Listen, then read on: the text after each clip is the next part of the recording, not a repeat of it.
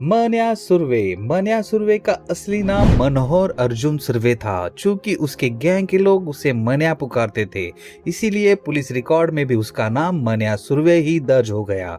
वह मुंबई में पैदा नहीं हुआ, पर वह पला पढ़ा और बड़ा हुआ मुंबई में ही। उसने मुंबई के कीर्ति कॉलेज से ग्रेजुएशन बीए किया और जब वह अपराध की दुनिया में आया तो उसने अपने साथ पढ़े अपने कुछ दोस्तों को भी अपनी गैंग में शामिल कर लिया। मन्या को अपराध की दुनिया में उसका सौतेला भाई भार्गव दादा लाया। भार्गव की अपने जमाने में दादर इलाके में खासी दहशत थी। भार्गव और उसके दोस्त मन्या पोधाकर के साथ मिलकर मन्या सुर्वे ने सन 1969 में किसी दांदेकर का मर्डर किया था। इस कत्ल में तीनों गिरफ्तार हुए, उन पर मुकदमा चला और तीनों को आजीवन कारावास की सजा हुई। सजा के बाद उन्हें मुंबई में नहीं बल्कि पुणे के एरवड़ा जेल में शिफ्ट कर दिया गया। पर सजा दिए जाने से मन्या सुर्वे सुधरा नहीं बल्कि और खूंखार हो गया। उसका एरवड़ा जेल में ऐसा आतंक हो गया कि प्रतिद्वंद्वी डॉन सुहास भटकर के छोकरों को वहां पिटने पर मारने लगा। परेशान जेल प्रशासन ने उसे फौरन वहां से हटाने का फैसला किया और रत्नागिरी जेल भेज दिया। नाराज मन्या सुर्वे ने इसके बाद रत्नागिरी जेल में भूख हड़ताल कर दी। हड़ताल के दौरान वह एक चर्चित विदेशी उपन्यास पढ़ता था जिसमें लूट की कई अनूठी मोडस ऑपरेंडी लिखी हुई थी। मन्या सुर्वे का एनकाउंटर उस समय के एसीपी इशाक बागवन ने किया था। ये घटना 11 जनवरी 1982 को घटित हुई थी। मन्या सुर्वे को धोखे से पकड़कर एसीपी इशाक ने मन्या की हत्या कर उसकी हत्या को एनकाउंटर का रूप दे दिया। मन्या की मौत जहां कई लोगों के लिए एक चौंका देने वाली खबर थी, वही कुछ लोगों के लिए राहत देने वाली खबर बन गई थी।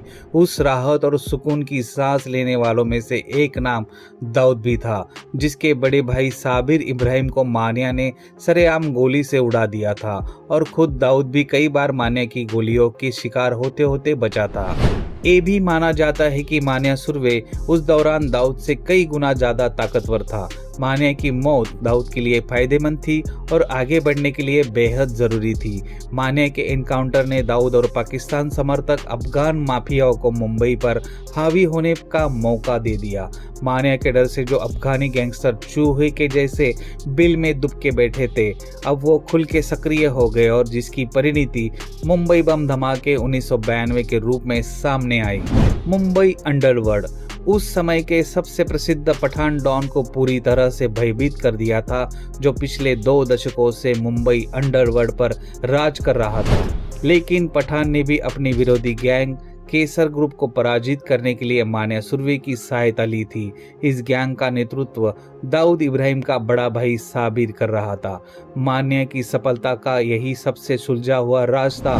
उस समय शहर के सबसे मशहूर गैंग भी उससे सहायता लेने के लिए आती थी और ऐसा करते हुए वह दूसरों को खत्म कर देता था।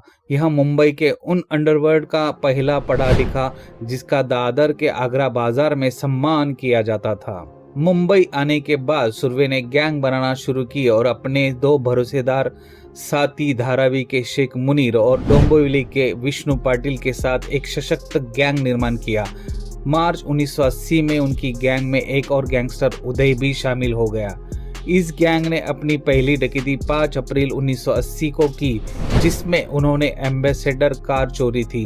बाद में पता चला कि इसी गाड़ी का उपयोग करी रोड पर लक्ष्मी ट्रेडिंग कंपनी में 5,700 रुपए लूटने के लिए किया गया था। 15 अप्रैल को उन्होंने सामूहिक रूप से हमला किया और शेख मुनीर के दुश्मन शेख अजीज को मार दिया।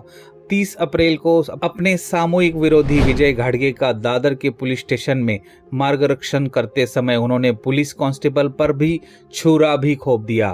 तो कैसा लगा ये हमारा वीडियो? अगर आपको ये वीडियो पसंद आया हो तो इसे लाइक जरूर करें और हमारे चैनल को सब्सक्राइब जरूर करें।